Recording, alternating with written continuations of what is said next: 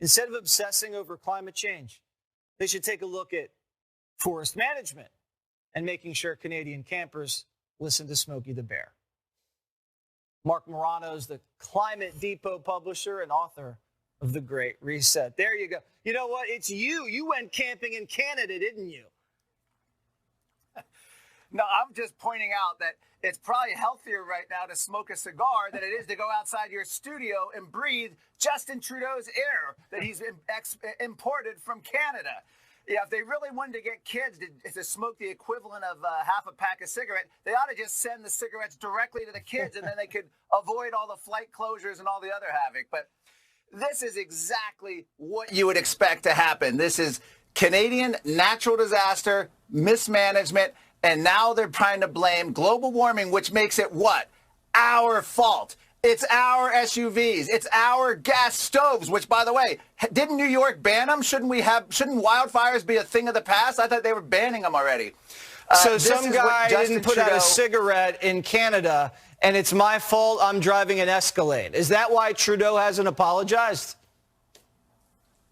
Yeah, and you're going to have to sacrifice because of it. Yeah, Trudeau has said he admires China's basic dictatorship. Well, it makes a lot of sense because China is the most horrible air quality of any country in the world. He's trying to imitate China. He's following it with his tyrannical crush of free speech and dissidents like the Freedom Convoy. And now he's trying to imitate China's air quality. He can't get enough of China, and now he's exporting all that to the United States. It smells terrible. It smells like my grandfather's cabin in Vermont. It looks like a Mars colony out here. Is this some sort of apocalypse? I'm getting some weird vibes, Mark. Well, you know, you showed the Ghostbusters clip.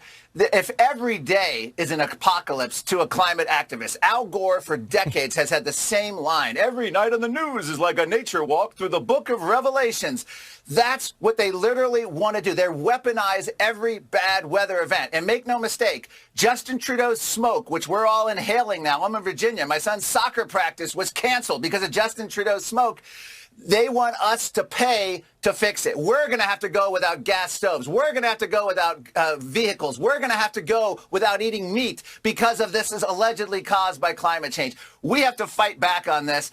Even the Canadian National Database shows that Canadian wildfires are down significantly, continued decline over many decades. This is not a climate wildfire, and the smoke is Justin Trudeau's, not from our SUVs. Why do you think the president hasn't addressed the nation? Half of us are inside with masks on. That's a great question. Joe Biden, you know, when he's not tripping and falling, you know, maybe he inhaled too much of the smoke today and they're trying to get him to recover. I don't know, but this is an air quality disaster, the likes of which we haven't seen. But I'll tell you what, San Francisco is still less attractive place to live than New York City with all the fog. I don't care if you can't see the Statue of Liberty. No one wants to go to San Francisco, even though they may have cleaner air for today only. Now we just can't see the junkies, the homeless, the migrants. It's like, you know, Exactly. Ignorance is bliss. I'm just going to have black lung, except, well, Johnny will probably be blacker. Mark, thank you very much. We really appreciate it.